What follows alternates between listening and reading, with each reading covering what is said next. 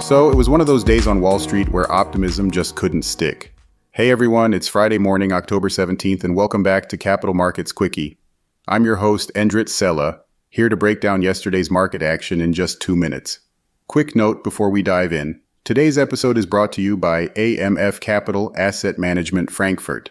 Learn more about our funds and strategies at amf-capital.de. Alright, let's get started. Stocks slipped on Thursday as the never-ending US-China trade fight heated back up, and honestly, investors are getting tired of it. The Dow fell about 0.6%, that's roughly 300 points, while the Standard & Poor's 500 also dropped around 0.6%. The Nasdaq Composite lost about 0.5% after flipping from early gains. Now what's interesting is that the AI trade tried to save the day again.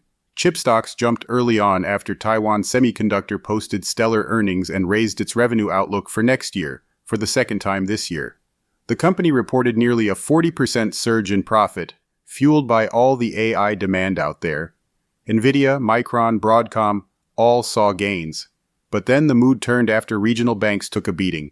Zions Bancorporation and Western Alliance revealed loan problems, and that hit confidence hard. Investors are still very sensitive to anything that hints at credit stress after last year's banking scares. Meanwhile, gold hit yet another record, breaking above $4,300 per ounce, as investors ran for safety.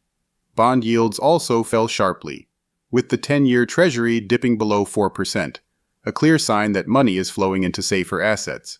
And yeah, the government shutdown is still dragging on, now entering its third week, leaving both the Fed and Wall Street flying blind without key data on inflation or jobs. Oh, and about that trade situation, Trump told reporters, when asked if we're in a long-term trade war with China. Well, you're in one now.